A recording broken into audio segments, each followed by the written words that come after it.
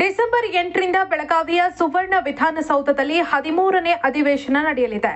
ಚಳಿಗಾಲದ ಅಧಿವೇಶನದ ಹಿನ್ನೆಲೆಯಲ್ಲಿ ಬೆಳಗಾವಿಯಲ್ಲಿ ಭದ್ರತಾ ಕ್ರಮಗಳನ್ನು ಹೆಚ್ಚಿಸಲಾಗಿದೆ. ಮತ್ತೊಂದೆಡೆ ನಾಡದ್ರೋಹಿ ಎಂಇಎಸ್ ಸಂಸ್ಥೆ ನಡೆಸೋದಕ್ಕೆ ಯೋಜಿಸಿದ್ದ ಮಹಾಮೇಳವ ಕಾರ್ಯಕ್ರಮಕ್ಕೆ ಅನುಮತಿ ನೀಡೋದಕ್ಕೆ ಜಿಲ್ಲಾಡಳಿತ ನಿರಾಕರಿಸಿದೆ.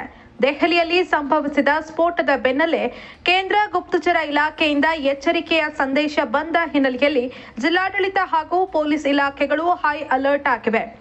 ಅಧಿವೇಶನ ವೇಳೆಗೆ 6ರಿಂದ 8,000 ಪೊಲೀಸರನ್ನ ನಿಯೋಜನೆ ಮಾಡೋದಕ್ಕೆ ಸರ್ಕಾರ ತೀರ್ಮಾನಿಸಿದೆ.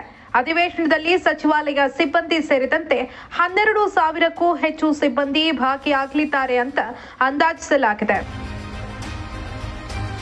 ಅಧಿವೇಶನಕ್ಕೆ ಸಂಬಂಧಪಟ್ಟಂತೆ ಸುವರ್ಣಸೌಧದಲ್ಲಿ ಸಕಲ ಸಿದ್ಧತೆಗಳನ್ನು ಮಾಡಿಕೊಳ್ಳಲಾಗಿದೆ. ಸಿದ್ಧತೆಗಳ ಬಗ್ಗೆ ಖುದ್ದು DC Mohammad Roshan, police commissioner Bhushan Borase, SP doctor Bhimashankar Guled ಹಾಗೂ ಸಿಒ ರಾಹುಲ್ ಶಿಂದೆ ಪರಿಶೀಲಿಸಿದರು. ಅಧಿವೇಶನ ಅವಧಿಯಲ್ಲಿ ಸುವರ್ಣಸೌಧ ಆವರಣದಲ್ಲಿ ಸಾಲು ಸಾಲು ಪ್ರತಿಭಟನೆಗಳು ಕೂಡ ನಡೆಯುತ್ತವೆ. ಹೀಗಾಗಿ ಪ್ರತಿದಿನ 50,000 ಜನ ಸೇರುವಂತಹ ಸಾಧ್ಯತೆ ಇದೆ.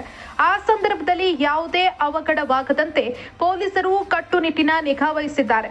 ಸುವರ್ಣ ವಿಧಾನಸೌಧದ ಸುತ್ತಮುತ್ತ 3 ಕಿಲೋಮೀಟರ್ ವ್ಯಾಪ್ತಿಯಲ್ಲಿ ನಿಷೇಧಾಜ್ಞೆ ಜಾರಿಯಲ್ಲಿದೆ.